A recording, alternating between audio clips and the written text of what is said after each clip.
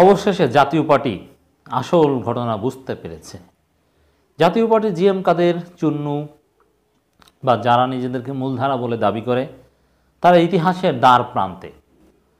আর হয়তোবা কয়েক ঘন্টা তারপরে জিএম কাদেরের বৈধতা নিয়ে প্রশ্ন উঠবে এবং অন্যরকম কিছু ঘটতে পারে। 9 মার্চ আপনারা জানেন যে রওশনপন্থীদের কাউন্সিল রয়েছে। তো রওশনপন্থীদের কাউন্সিলকে ঘিরে জাতীয় পার্টির জিএম কাদের অংশের মাথা খারাপ, তারা চিন্তিত, তাদের কপালে চিন্তার ভাঁজ, উদ্বিগ্ন হয়ে চিন্তিত হয়ে কঠিন পরিস্থিতি বুঝতে পেরে এমনকি জাতীয় পার্টি ভেঙে চুরে চুরমার হয়ে লাঙলের মালিক কে হবে সেটা জিএম কাদের কাছ থেকে চলেও যেতে পারে। 9 তারিখের ঘটনার উপর অনেক কিছু নির্ভর করে। অবশ্যই সরকার যে পক্ষকে সমর্থন দেবে সেই পক্ষই লাঙল পাবে, এটা তো আমরা বুঝি। দেখুন, এই ঘটনা বুঝতে পেরে জাতীয় পার্টি গণমাধ্যমে জরুরি নির্দেশনা পাঠিয়েছে তাদের নেতাকর্মীদের জন্য। এটা একটা শোনানো দরকার। এটা দ্বারা বোঝা যায় যে তারা কতটা কঠিন পরিস্থিতিতে আছে এবং কতটা চিন্তিত এবং উদ্বিগ্ন জিএম কাদের। আগামী 9 মার্চ রওশনপন্থীদের দলের কাউন্সিল ঘিরে সর্বস্তরের নেতাকর্মীদের উদ্দেশ্যে জরুরি বিজ্ঞপ্তি জারি করেছে বিরোধী দল জাতীয় পার্টি। এখন সর্বস্তরের জরুরি বিজ্ঞপ্তি জারি করে তো লাভ নেই। আমরা যতদূর খোঁজখবর নিয়েছি, জেলা মহানগর কমিটি একটা বিশাল অংশ, অবশ্য যারা এমপি হয়েছে আওয়ামী লীগের ঝুঁটা পেয়েছে তাদের একটা বড় অংশ আওয়ামী লীগের জিএম কাদেরের সাথে আছেন।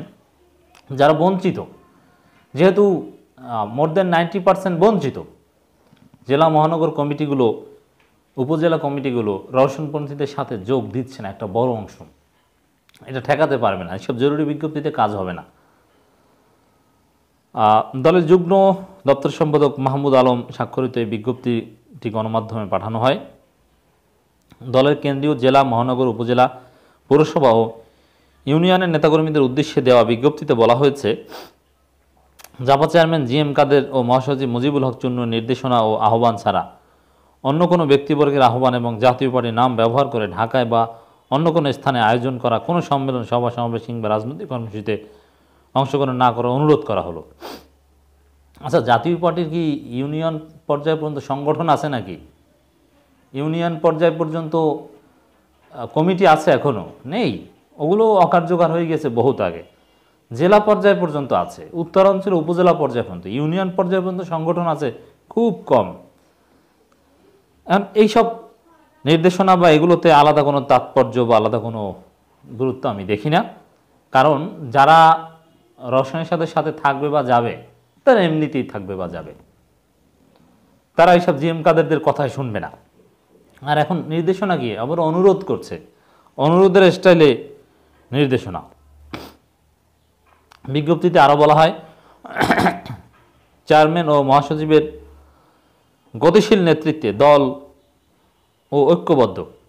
দেখেন, গতিশীল নেতৃত্ব, অথচ কিছুদিন আগে জিএম কাদের নিজেই স্বীকার করেছেন জাতীয় পার্টির অবস্থা ভালো না, আর এখন বলছেন দল গতিশীল, দল ঐক্যবদ্ধ। ঐক্যবদ্ধ হলে তাহলে এই জরুরি নির্দেশনা দিয়ে কি বোঝাতে চাচ্ছেন? এসব অনুরোধ কেন করছেন? আর এক পক্ষ কাউন্সিল কেন করছে? বড় বড় হেভিওয়েট নেতারা, বাবলা, ফিরোজ রশিদ, এরা কেন থাকছে? এটা ঐক্যের প্রমাণ? কি বলছেন এসব? সকল অঙ্গ ও সহযোগী সংগঠন সহ জাতীয় পার্টি সকল স্তরের নেতাকর্মীদের তথাকথিত কোনো স্বার্থন্বেষী কুচক্রী মহলের অবৈধ ও অগঠনতান্ত্রিক আহ্বান প্ররোচনায় সাড়া না দেওয়া এবং বিভ্রান্ত না হওয়ার অনুরোধ করা হলো।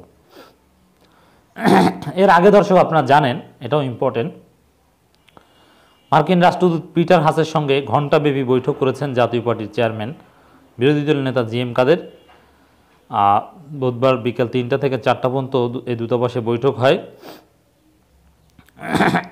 সেখানে সেই মাসরুর মাওলা উপদেষ্টা এবং বিশেষ তিনিও উপস্থিত ছিলেন।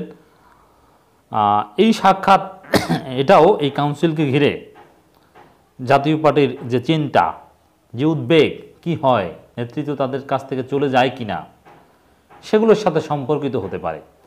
জাস্ট জনগণকে বা অন্য সবাইকে একটু দেখানো যে না, এই যে যুক্তরাষ্ট্রের সাথেও বৈঠক হয় জাতীয় পার্টির এই জিএম কাদের অংশের, বিদেশিরাও জাতীয় পার্টি বলতে জিএম কাদেরদেরকেই মূল্যায়ন করে, অতএব কাউন্সিল টাউন্সিলে যায় না। তো এরকম একটা বার্তা দেওয়ার জন্যে জিএম কাদের চেষ্টা করে পিটার হাসের সাথে একটা সাক্ষাতের ব্যবস্থা করে থাকতে পারে। যাই হোক দর্শক, আমরা মনে করি 9 মার্চ সফল কাউন্সিল হবে।